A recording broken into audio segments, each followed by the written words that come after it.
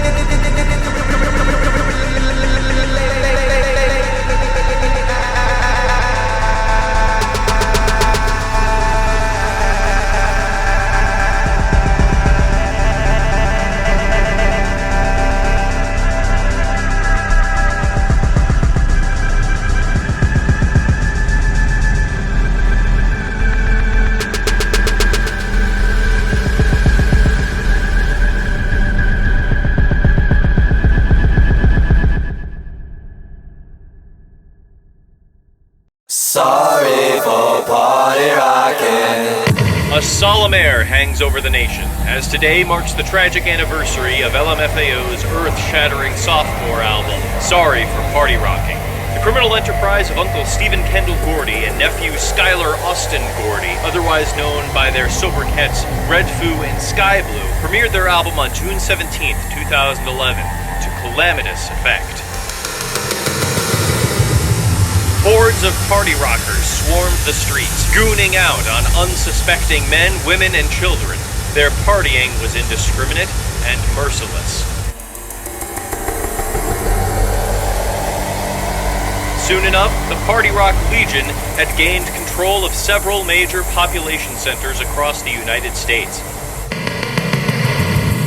Politicians were beheaded and fed to the horde as party favors, to the objection of no one. The more bold of party rockers took to the skies with hang gliders, or simply shot themselves out of cannons. Yes, the menace was now airborne. It is still unclear what the ultimate objective of the party militia was. Yet chaos reigned. God had abandoned his children, and, in his absence, party rock had become the law of the land. As the blood of innocents flowed like sublime scarlet rivers through the raised landscape of what was once America, the duo had this to say. Sorry. After a year-long storm of violence, the insurrection quelled, as LMFAO made the announcement that they would be going on hiatus. In response, the government passed the Party Rock Act of 2012,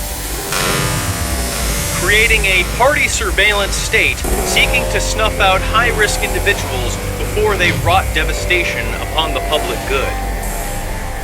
As a result, a trend of false flagging law-abiding citizens developed. The ensuing wave of civilians killed by the FBI, acting on anonymous tips of illegal party rocking, spawned many martyrs. The agents faced no recourse for their crimes.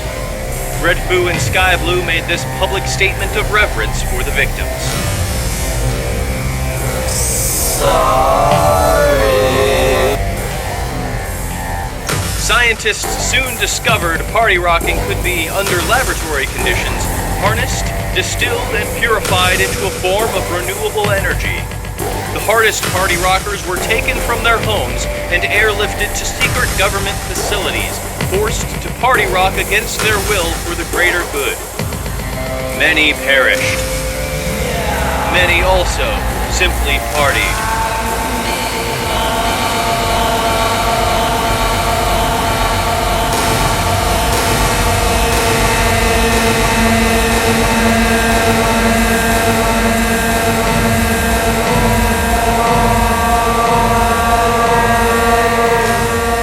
After years of atrocity in the name of human progress, automation began to take hold, and party rocking became an outdated mode of toil left to the machines.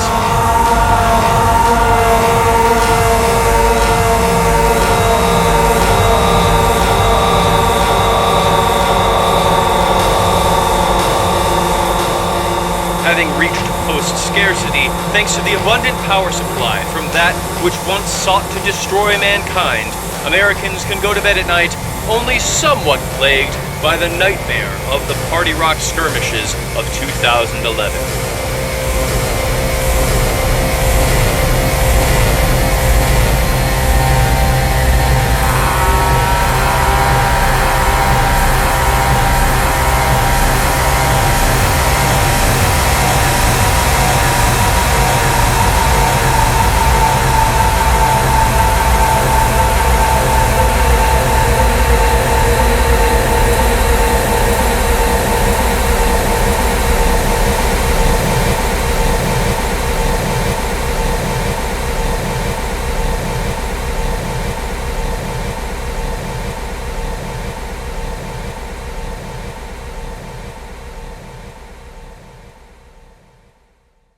Take a step back with me to the year 2013. The internet and the world as a whole was a completely different landscape.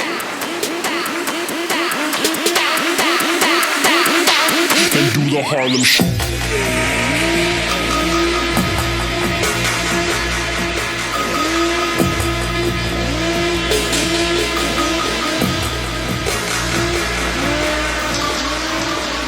It's basically just a bunch of people spazzing around dressed up in costumes.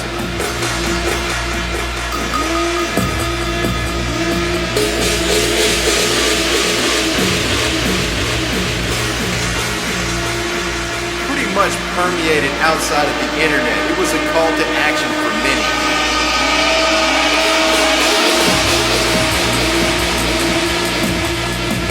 The Harlem Shake had essentially become the most successful version of any online challenge ever created.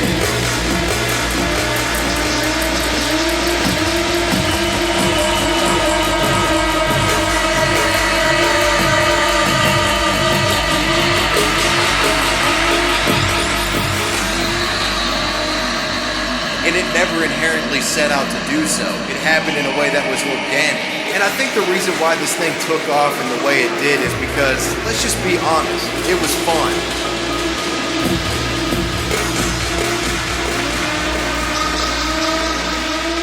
As the month of March came around, the Harlem Shake trend had pretty much died out as fast as it came to popularity.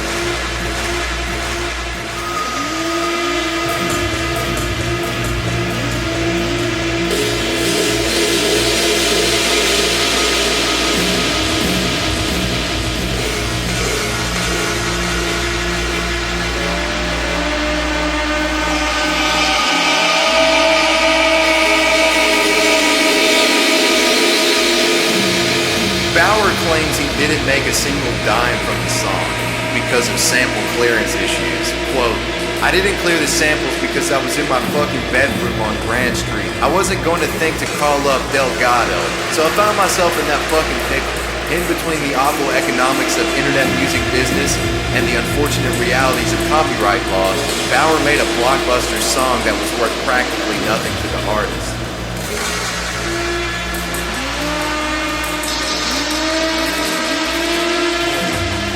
He was just a rookie DJ at the time, throwing shit out on SoundCloud hoping something catches. So because of this, he never got any revenue from the massive airplay of Harlem Shake. But shout out to Bauer, you're a legend for that.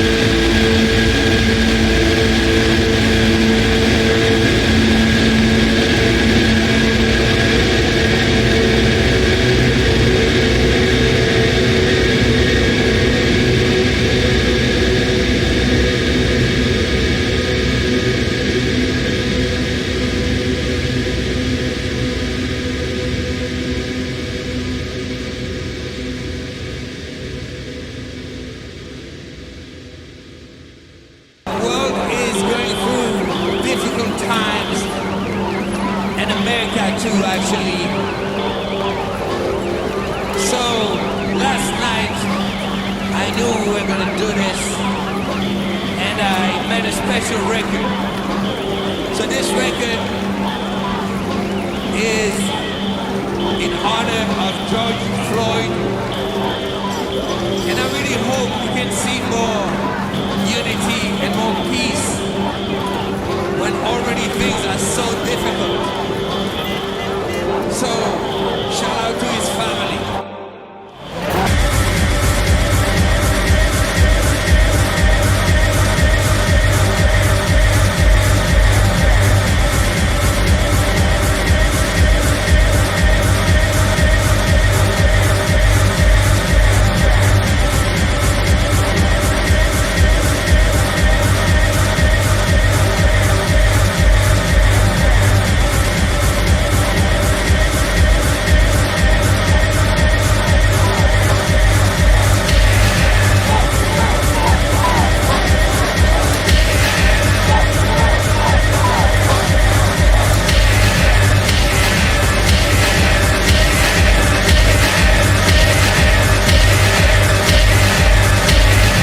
Guys, what's up?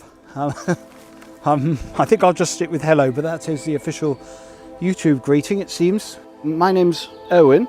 The aspect of what we're doing is work I've been doing for about 25 years, and it's the discovery of, well, I call them wilderness folk, a pixie-like creature about 10 inches high, and that's why we're here in this woodlands, which is a place I probably visited about 10 years ago and saw little tribe of woodland folk. You could call them pixies. But it's probably worth saying at this point that pixies isn't a scientific term. In fact, all of these different species are only really referred to in folklore, so you really can call them what you like, but I tend to use the word 645 AR because it's well known.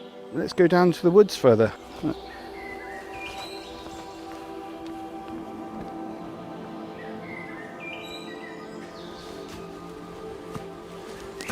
It's very boggy here in these Jurassic grasses.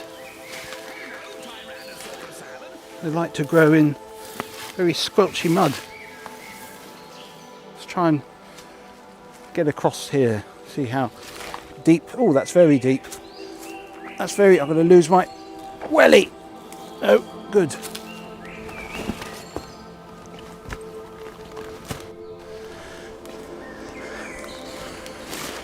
Rather interesting shaped log here. Looks quite a nice bench, but I've only just started, so I can't really justify having a sit down.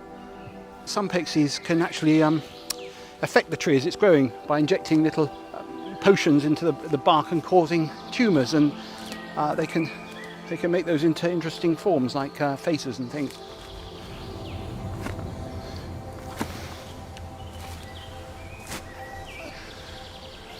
There's one just up here, there. He's just there. Ah, you see? That was a quick glimpse there. Okay. He's not there. Oh, sorry about that. He was doing... Oh, there he is. Okay. It's... there. Ah, well, I don't know where my hat's gone. It's rather unfortunate having a camouflage hat when you lose it in the woods. It makes it very difficult to find. Oh, where's he off to? I lost him now, I don't know where he's gone. I actually find it very annoying, but they did this once before. There was a sandwich in there which is gone. They're complete kleptomaniacs, pixies in general. They'll take anything that you leave around, and the sandwich is particularly annoying because it's the only thing I had to eat today, and I'll go hungry now. Slightly lost faith in this area.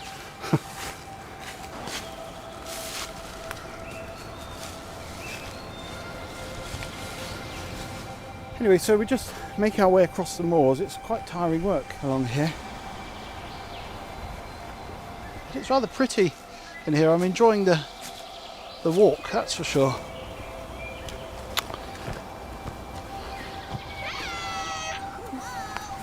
So I don't know quite what that's about. There's no way that a pixie would be able to, shift something of that size. I've not seen that before, so I can't really give you any information on it.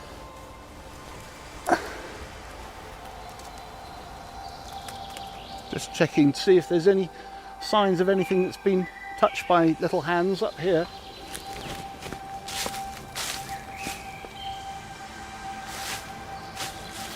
Now this is the type of habitat they like.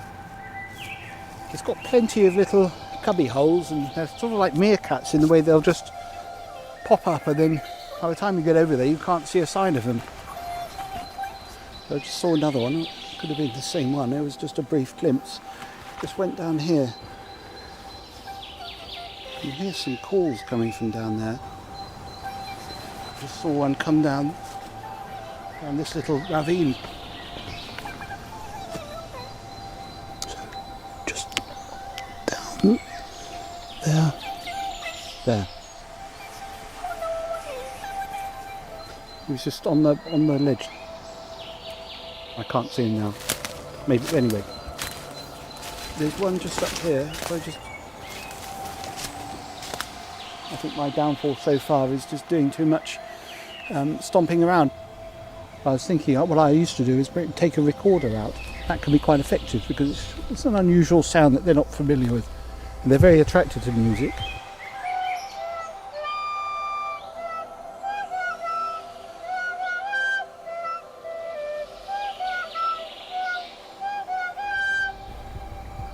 Not that I can play very well. Okay, found one. Last. Oh, he's going down.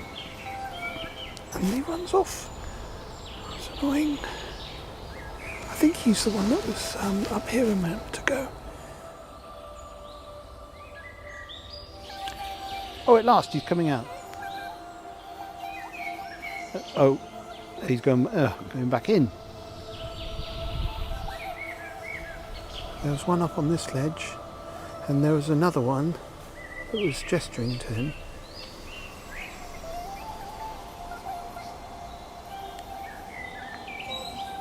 He's been trying to hurl these across to his accomplice on the other side.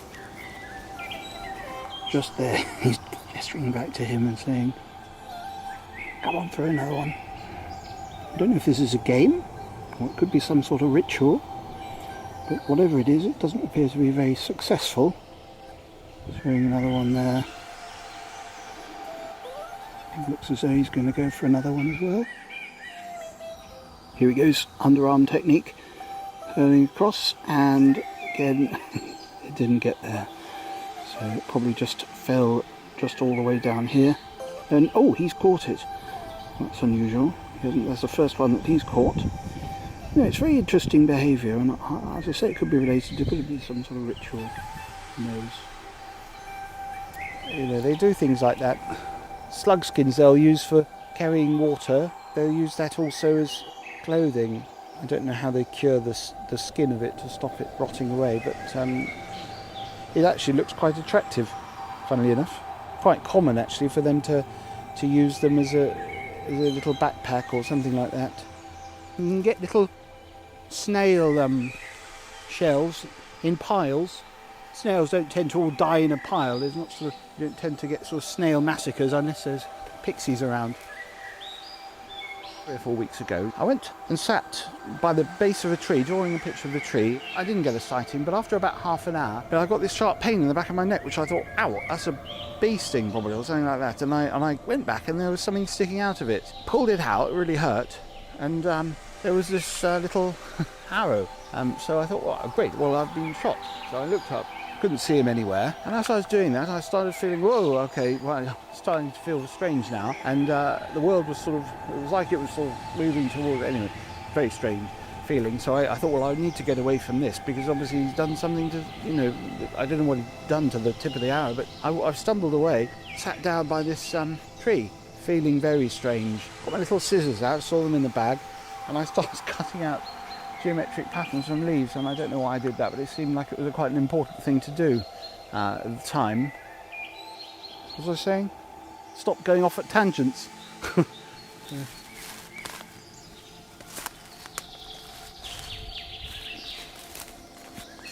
keen to discover where this Pixie's HQ is, headquarters.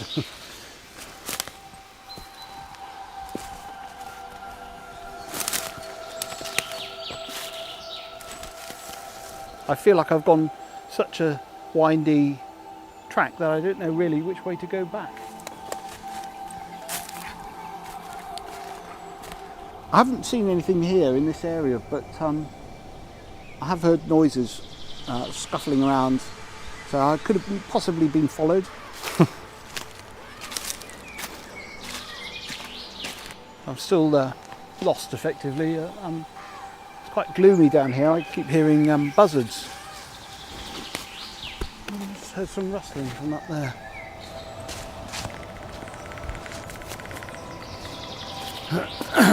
I'm being watched by up on the ledge. Oh, he's up there somewhere. I just heard him. I haven't seen him. I did see some movement on the leaves. He was sort of I don't know if you can hear that. There's some. He's trying to attract my attention by the sounds of it. Ah, he's got my. Look. Hold on. My sandwich. Very, very tempted to go and get that from him. Probably won't even like tuna mayonnaise. We're below him, so that's good. It means we're less intimidating. He's just gone leaping off with a get cracking on that. Trying to follow it back down the side here. Brought this in today, just in case he comes along. There's a toy gun, and it's got a little pellet in it, and if you do that, trying to keep up the pace, because we don't want to lose it. At the same time, we don't want to freak it out thundering after it. So, it's too much exercise today. Right, let's see where it's got to. He actually goes a lot faster than us, even though he's so small. They're a lot more nimble on their feet. He was sort of trying to attract my attention, flapping around. They don't normally do that. I'll keep my eyes peeled on the top. That's obviously where he's heading, because there's a configuration of stones there, a stone circle. He was just around this, probably over the rock somewhere. Let's go up. Let's go up there. Get ready to duck at any time. Shouldn't really be following him. Right. I'll try up on the ledge just above, just to see if they're there. Oh, up. Oh, it's steeper probably than it seems. If I can just get up here, you can see. Well, I think I'm being a bit over-ambitious. Now I'm up here, it looks slightly more difficult than it did when I was down there. No. I'm going to stay away from the edge because, can't lean on that. Ow! Oh! It's difficult when it's wet. I just want to try and... I can't do it. Ah! Ow! Ow! Ah! Ow! Oh! Oops! Ah! Oh! Oh! Oh!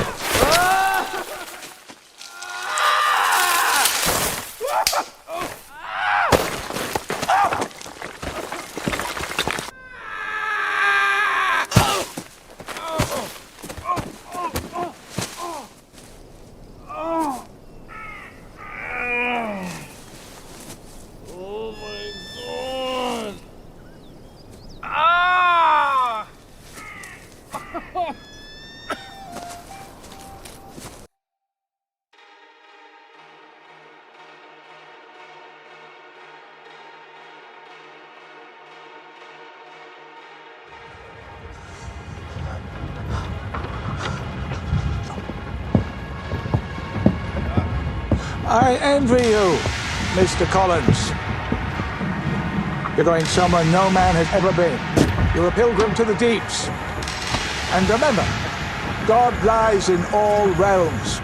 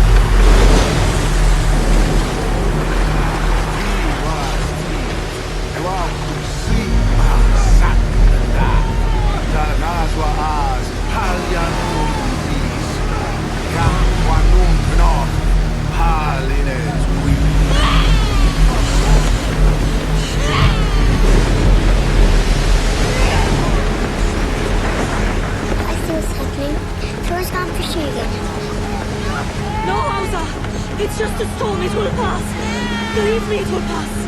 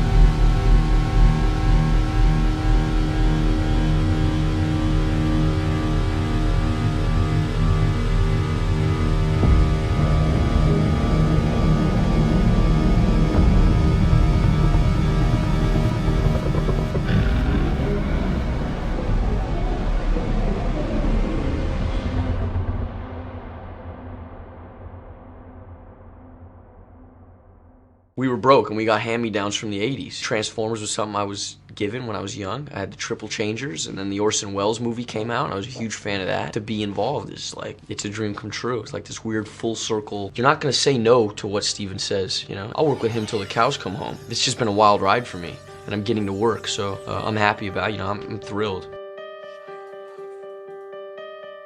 Shia LaBeouf was born in Los Angeles, California. LaBeouf started his acting career when he was 10 years old. He had a rough childhood and was interested in escaping poverty. When he did start making money, he supported many of his family members, and there was a lot of pressure on him to keep working. LaBeouf said that his father was abusive and used alcohol and drugs. His father used to take him along to AA meetings. How's that for encouraging? Like his father was saying, you might as well get a head start. In addition to the allegations that his father mistreated him, we see an awkward dynamic emerged when LaBeouf was the one earning the money and supporting his father. Even though he had a lot of trouble with the law, which occupied much of his time, he has been incredibly productive as an actor. He was able to achieve his goal of becoming wealthy. He is probably best known for his role in 3 of the Transformers movies. It's tough when you're looking at like a big stick with a ball on it, and that's your best friend and it's dying. You know, we weren't making a movie to make a good movie, we were making a movie to hit a date. When movies get complicated, they become shit. And like the second movie was so complicated. You're in Egypt and you're through a wormhole and you're in Cancun and you know where you are. You don't know who's fighting who. You know, here's this animatronic elbow hitting this animatronic face, but you're so tight in on it, you don't know who it is. You don't know who the villain and who the hero is. You don't know what the spear of what. I mean, you just get confused. And when you get confused, you can't enjoy anything.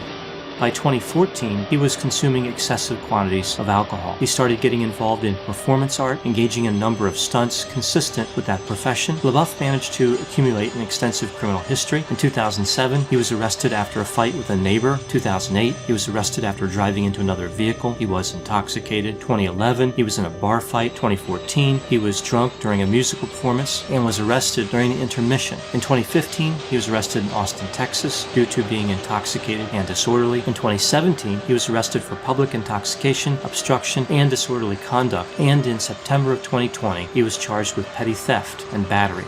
Kind of get a little bit rebellious at times and all that. And I'm wondering, just even though your parents were sound like they were quite rebellious in their own way anyway, but oh sure. I mean, yeah, they've all been arrested as well.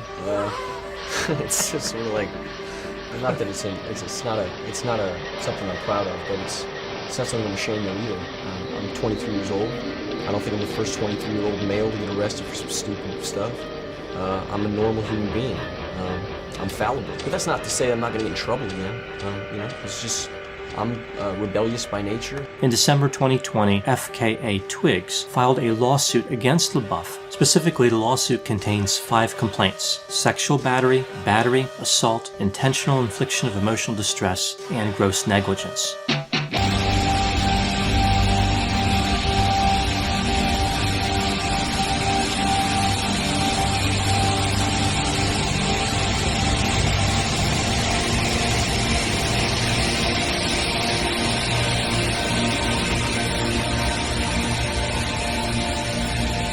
There were frequent bouts of rage and jealousy. He started becoming abusive in a variety of ways.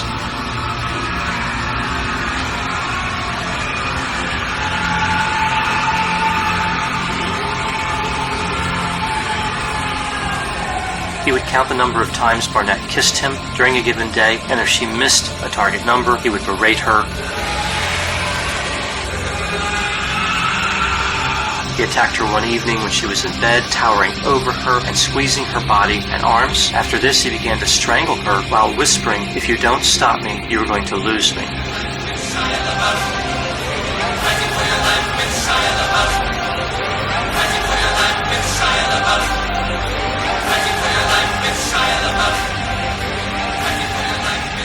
LaBeouf threw Barnett to the ground outside of a hotel. He drove around maniacally and took off his seatbelt, saying that he would crash the car unless she professed eternal love for him. When she tried to escape from the vehicle, he threw her against the car and tried to strangle her violently. LaBeouf allegedly forced Barnett to watch documentaries about women who were murdered and would not let Barnett sleep with any clothes on. Barnett claimed that LaBeouf exhibited a dangerous and illegal use of firearms.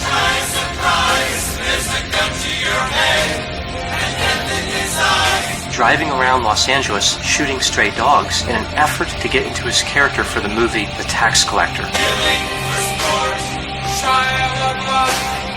One day when she was packing, preparing to escape, "Where is she?" LaBeouf appeared unannounced and saw what was happening. He violently grabbed her, lifted her off the ground, and kept her in a room against her will as he screamed at her.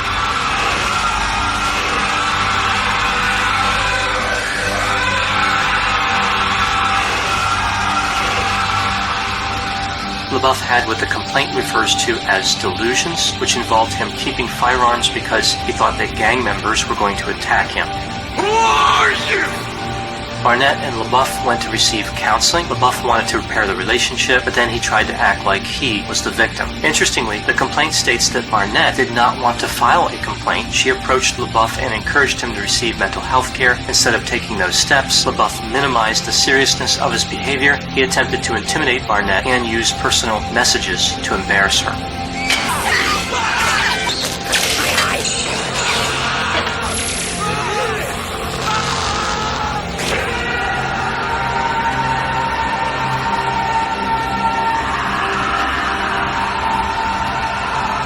LaBeouf responded to this complaint by saying a few different things. "I have been abusive to myself and everyone around me for years. I have a history of hurting the people closest to me. I'm ashamed of that history, and I'm sorry to those I hurt." He told the New York Times that many of the allegations in the civil suit were not true, which of course is different than saying none of them are true. LaBeouf's use of alcohol diminished some of his pain, but as always, the alcohol use created more problems than it solved.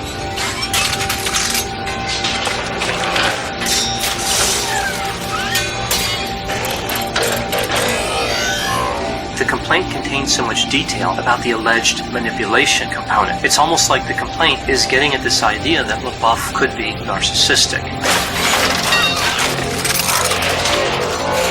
The reality is that even though people often recognize narcissistic attitudes and manipulation, the law often does not offer a good remedy for victims. I think people often look at these situations and believe there's two sides to every story. Narcissists are often successful because they can avoid consequences. They can blame the victim, and when that happens in court, the result is often a draw.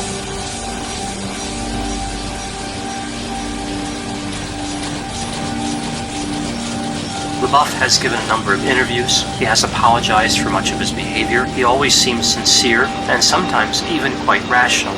I can see why people are often convinced to give him additional chances. The difficulty is that alcohol can create kind of a Dr. Jekyll and Mr. Hyde effect. I adore you. We see someone who does not appear to be rational. It amazes me how many people defend LaBeouf, no matter what he does wrong. They refer to his bad behavior as hiccups. He is a misunderstood and tragic hero. Once again, with celebrities, talent compensates for a multitude of sins, which, in addition to potentially creating other victims, makes somebody like LaBeouf a victim as well. Continually giving people like this a pass actually hurts them in the long run. Paradoxically, believing in a celebrity against logic and reason is actually the worst thing for the celebrity. It enables them on a grand scale. For those who use alcohol excessively, enabling is their worst enemy, disguised as their best friend.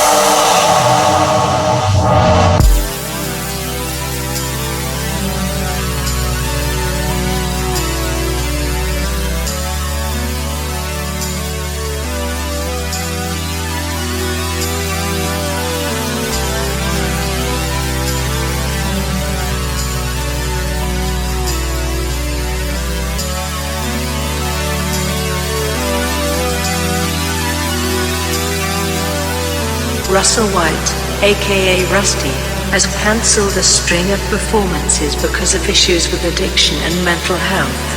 White, who last month released his third album via Warp Records, announced the news via Twitter on Saturday, December 19th. Due to addiction and mental health problems, all gigs in the near future are cancelled. Very, very sorry and hope to see you all soon. Also won't be posting or responding on social media personally for a while. December 19th, 2015. Rustie isn't the first UK artist to suffer problems of this nature. Dubstep star Benga is only just returning to the decks after almost 2 years spent battling schizophrenia and bipolar disorder, which he said were brought on by drugs and excessive touring.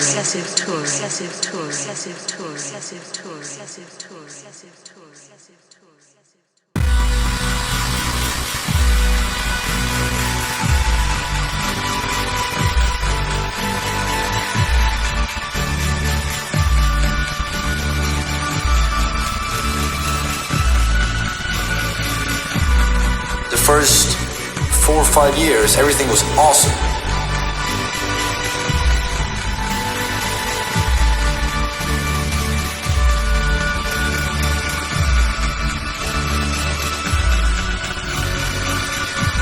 I started doing small shows here and there.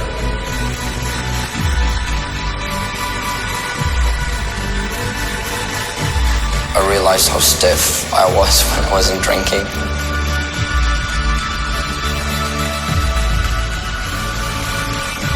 So then I found the magical cure of just having like a couple of drinks before going on.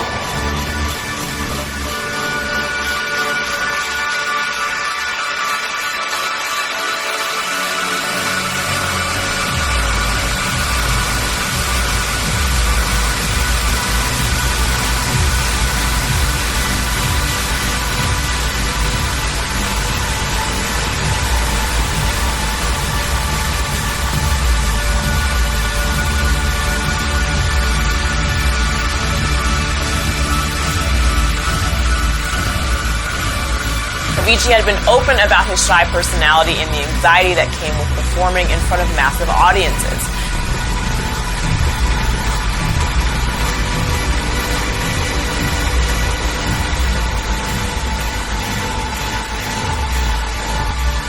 My appendix ruptured and my gallbladder ruptured as well.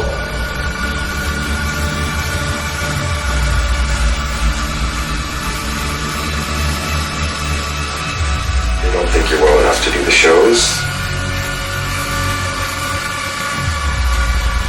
But if you wanted to do them, they would discharge you and give you pain medication.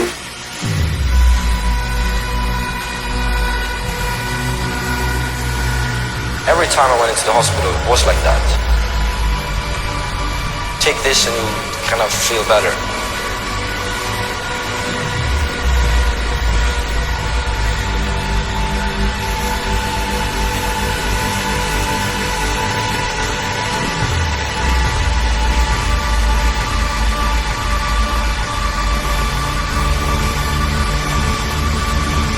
By 21, was diagnosed with a potentially life-threatening acute pancreatitis.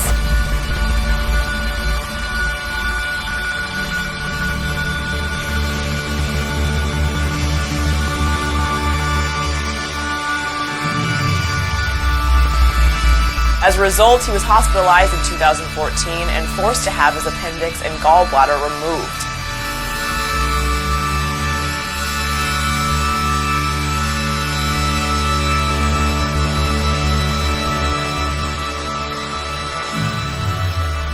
I didn't expect people to try to push me to do more shows when they'd seen how shitty I felt. Going from being normal to being like very down because of all the work, so much workload, you know, so many like trips to the hospital.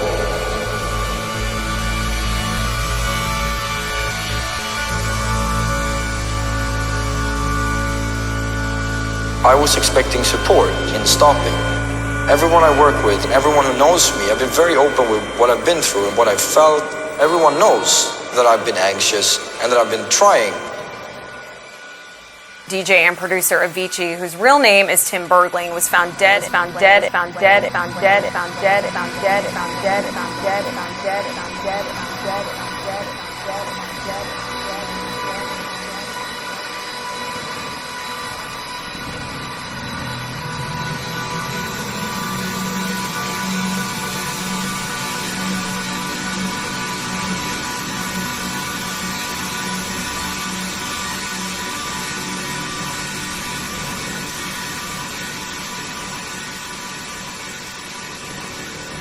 I needed a break when I needed happy, just to be home.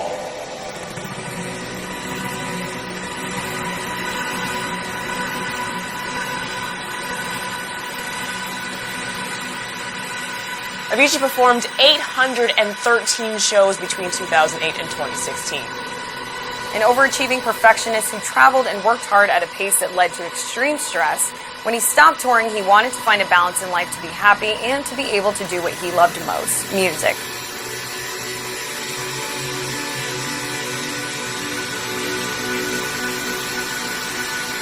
I have told them this: I won't be able to play anymore. I have said, like, I'm going to die. I have said it so many times. So many times. So many times. So many times. So many times.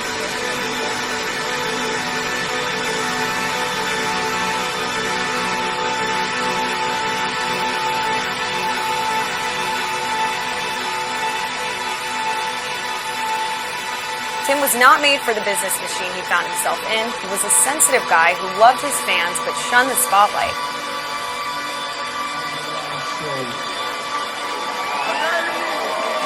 Thank you so much for you were awesome.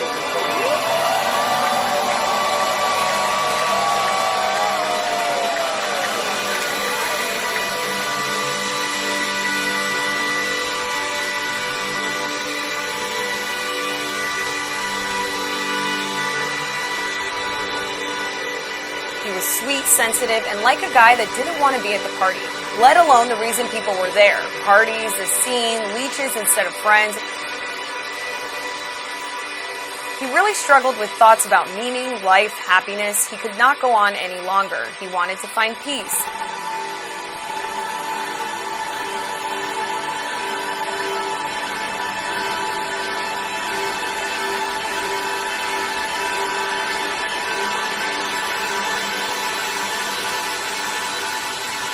It's like he didn't know who he was without his career, but his career was killing him.